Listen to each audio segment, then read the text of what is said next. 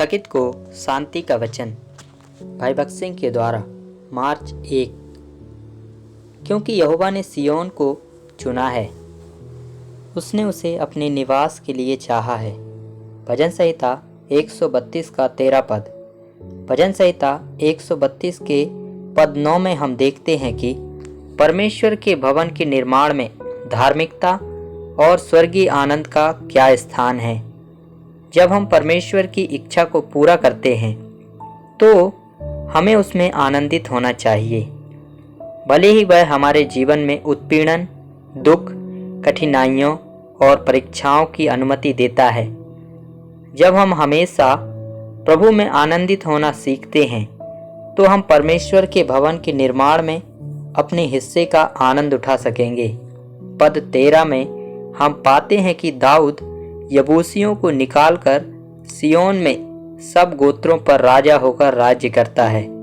सिय्योन में उसने भजन 48 लिखा, जिसमें उसने पद 2 में सिय्योन को महान राजा का नगर, पद 1 में हमारे परमेश्वर का नगर और उसकी पवित्रता का पर्वत और हमारे परमेश्वर का नगर कहा। पद 8 में इन नामों का उपयोग करते हुए दाऊद को परमेश्वर के भवन का स्पष्ट प्रकाशन दिया गया था। इब्राहिम के पास भी उस स्थिर नींव वाले नगर का दर्शन था, जिसका बनाने वाला परमेश्वर है। इब्रानियों की पत्री 11 अध्याय का 10 पद। यही कारण है कि वह अपने रिश्तेदारों और परिवार, संपत्ति और घर को छोड़ने में सक्षम था और अपने शेष जीवन के लिए तंबुओं में रहकर परमेश्वर का अनुसरण करने में सक्षम था। हमारे हृदय में प्रभु यीशु मसीह का राजत्व होने से हमें यबूसियों को कहीं भी कोई जगह नहीं देने में सक्षम करेगा। यदि हम उन्हें स्थान देते हैं तो हम प्रभु को शोकित करेंगे। भजन संहिता 132 का 14 पद में दाऊद एक सांसारिक भवन का विचार नहीं कर रहा था। वह परमेश्वर की अपनी योजना के अनुसार परमेश्वर के भवन का निर्माण करना चाहता था, जो उस सच्चे आत्मिक भवन की छाया थी जिसे स्वयं प्रभु यीशु मसीह बना रहे हैं। पद 17 में प्रभु कहते हैं, वहां मैं दाऊद के सींग को उगाऊंगा। दाऊद प्रभु यीशु मसीह का प्रतीक है।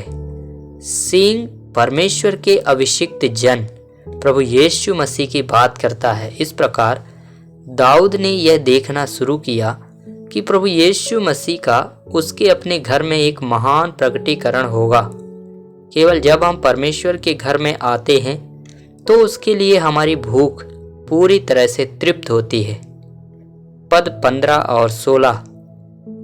और वही हम अपने सभी परीक्षाओं, उत्पीड़नों और कष्टों के होने पर भी परमेश्वर के लोगों के बीच में बड़ा आनंद पाते हैं।